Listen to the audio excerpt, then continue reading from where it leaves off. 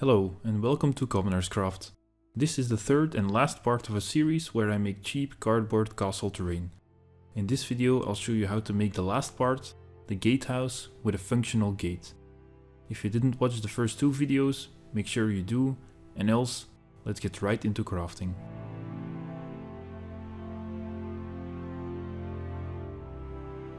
I'm going to start with the gate itself because I've never tried something like this before. I wanted bigger miniatures to be able to pass through, so I used the miniature to get the right height. After some measuring, I cut out the gate, but don't throw it away. We can use this piece as the gate itself. Just trim it a little bit so it isn't too tight when we attach it. And once that's cut out, I attach a barbecue stick and use the corrugation of the cardboard to my advantage.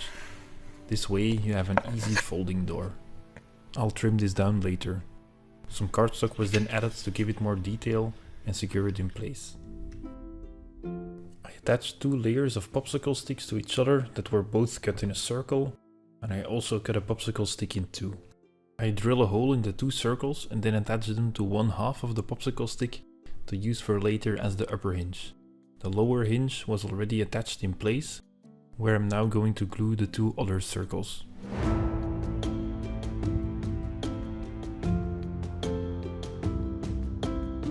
Now you can dry fit the door in place and mark out on top where you'll have to glue the upper hinge.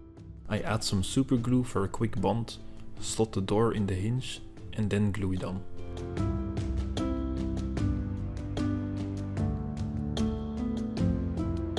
As you can see here, it should be functional now. I also added some cardstock reinforcement just for good measure.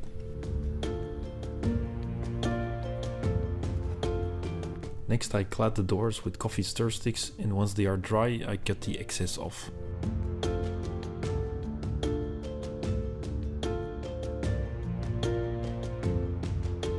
Then I cover the sides of the doors with a layer of some thicker cardstock, like a metal banding around the door.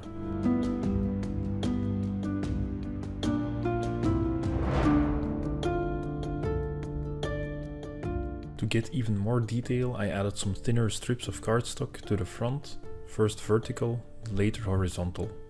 When you are gluing the horizontal strips, I suggest using some super glue for a quick bond and using a marker to push it down so it looks like metal banding folding over the vertical strips.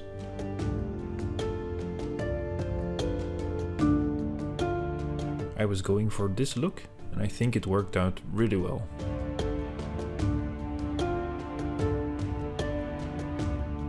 I wanted to have two round towers on both sides, and what is better to use than the classic Pringles can. A very useful shape for crafting, so don't throw them away. Once all my parts were cut out, I glued them together with PVA glue and hot glue, depending on what I felt like was the best option.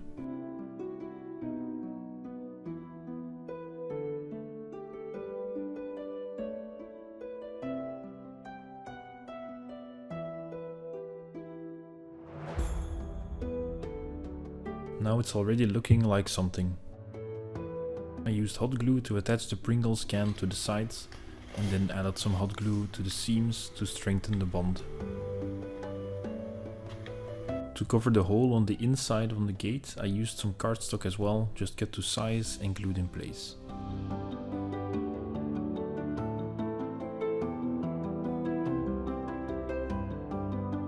To make the round tower fit well next to the walls I made previously, I made a small box to attach it to the side, and then some layers of cardboard were added to the battlements, first on the outside and then on the inside. For some reason I cut this wrong, so I had to attach another strip. And don't forget the side walls. I made the doors in the same way as the previous episode. I marked out the space where I wanted it, cut out a hole and attached it with super glue. It's at this point that I ran out of hot glue. So super glue is definitely not the best option for this, but I was building on a Sunday and I couldn't go to the store to get some more. This leaves some nasty gaps, but don't worry, we'll cover these later. For the roof I used a roll of tape to trace out two circles on cardstock. Then I cut it out and then cut out a small triangle and glue it into a cone shape.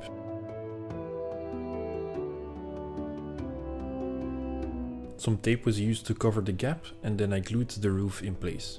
Again, I didn't have hot glue, so let's just say this was not a nice shape to attach without it. I liked the way the EPS foam battlements looked more, so I used it here as well. Glued in place and then shaped to size.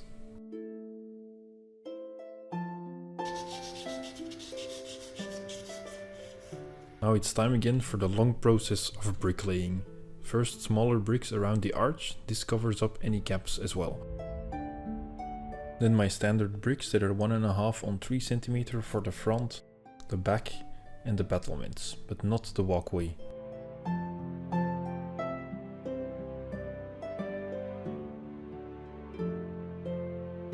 Because the Pringles cans are round, I try to cut bricks from toilet paper rolls, because it has a natural curve already. This actually worked really well and I'm going to try this more in the future. Some bricks seemed like they didn't attach completely, but after drying they were all flush with the wall. I liked it so much I cut up some more as shingles for the roof. Just add them layer per layer, each next layer covering a part of the layer below.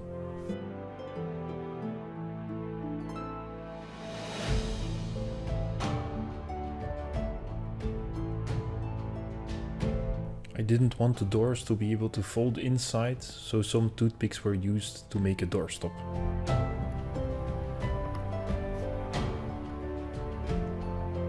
To cover the gap around the door and give it a more recessed look, I cut some small bricks from EPS foam and added them to the sides. It's the foam they use for packaging. I then used the very small cardstock cones to cover the gaps on the tower roofs. And now I can start the finishing touches. First, I covered the corrugation on the lower parts of the battlements.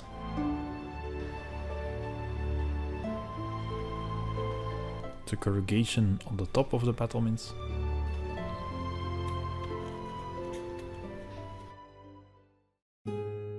Some square bricks on the walkway, again to calculate moving distance in D&D easier.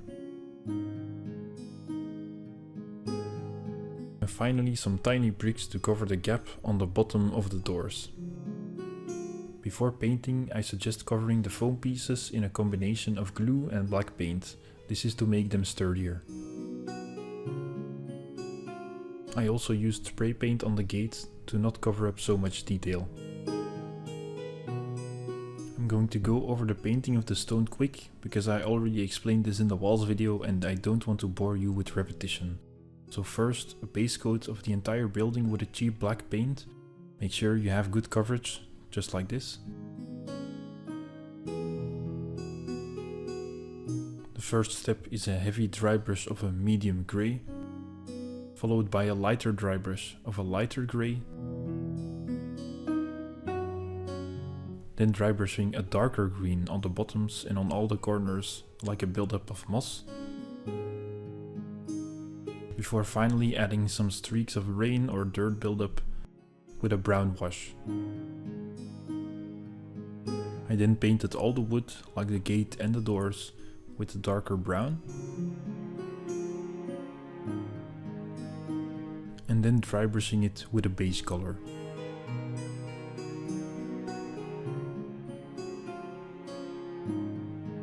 I wanted to add some color to the roof, so I painted it blue. My paint had horrible coverage, so depending on yours you'll have to probably add multiple layers.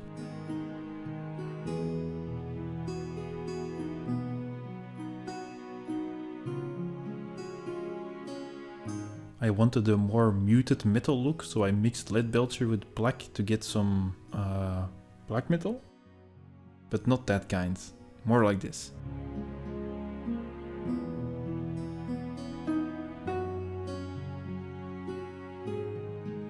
I then dry brushed the roof with the same grey color I used for dry brushing the stone.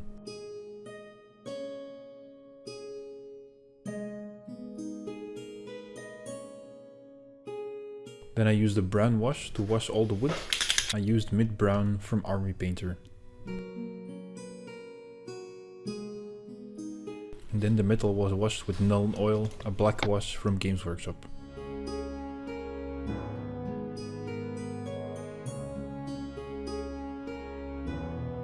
To get rid of the dusty look left by dry brushing the roof, I used a black wash, this time from Vallejo.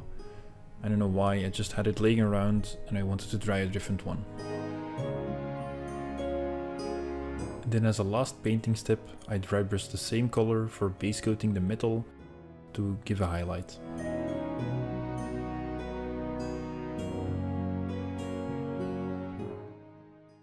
And that's it, it's all finished now.